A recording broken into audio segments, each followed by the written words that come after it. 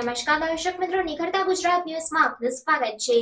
ભરૂચ જિલ્લાના આમોદ ખાતે અંધશ્રદ્ધામાં અંધ બનેલા પરિવારજનોએ માસૂમ બાળકનો જીવ ગુમાવ્યો હોવાનો કિસ્સો પ્રકાશમાં આવ્યો। ભરૂચ જિલ્લાના આમોદ ખાતે અંધશ્રદ્ધામાં અંધ બનેલા પરિવારજનોએ માસૂમ બાળકનો જીવ ગુમાવ્યો હોવાનો એક કિસ્સો સામે આવ્યો છે, જેમાં 11 વર્ષીય એક બાળકને કોઈ ઝેરી જનાવર કરડતા તેને હોસ્પિટલમાં લઈ જવાના બદલે પરિવારજનો ભુવા પાસે વિધિ કરાવવા બેસતા તે બાળક ઢળી પડતા તેને ત્યારબાદ હોસ્પિટલમાં લઈ જતા તબીબે મૃત જાહેર કર્યો હતો। જો કે બાળકની વિધિનો વિડીયો સોશિયલ મીડિયામાં વાયરલ થતા આમોદ પોલીસે બાળકના મૃતદેહને કબરમાંથી બહાર કઢાવી પોસ્ટમોર્ટમ અર્થે મોકલી ગુનો નોંધવાની કવાયત હાથ ધરી છે।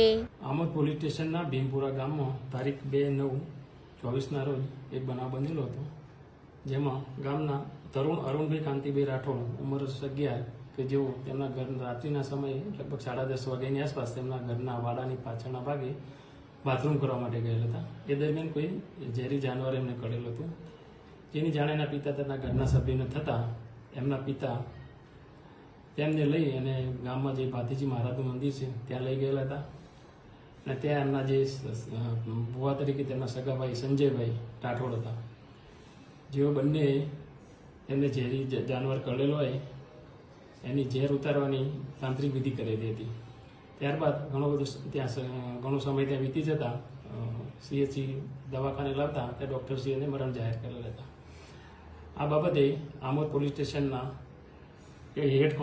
અનામ હેડ કોન્સ્ટેબલ વિજયભાઈ દાનાભાઈ નાઓએ આ બાબતે તેમના પિતા તથા ભુવા તરીકે એમના જે કાકા છે તેઓએ આ જે તરુણ છે એને સમયસર દવાખાને લઈ જવો જોઈએ, કારણ કે ઝેરી જાનવર કરડવાથી એને જો તાત્કાલિક દવાખાને ના લઈ જાય તો મૃત્યુ થવાની સંભાવના છે। એવી જ એમને જાણકારી હોવા છતાં તેઓ ઝેર ઉતારવા માટે ભાતીજી મહારાજના મંદિરે લઈ ગયેલા હતા।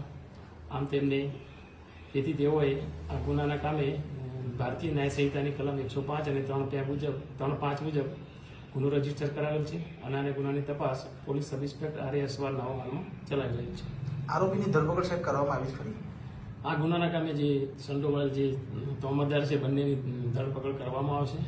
હાલમાં તો જે આ જે બાળક છે એની જે ડેડ બોડી છે એની દફનવિધિ કરેલ હોય તે આમોદના એક્ઝિક્યુટિવ મેજિસ્ટ્રેટ છે એમના રૂબરૂ ડેડ બોડીને બહાર કરી અને એમનું PM કરવાની કાર્યવાહી પણ હાલમાં ચાલી રહી છે।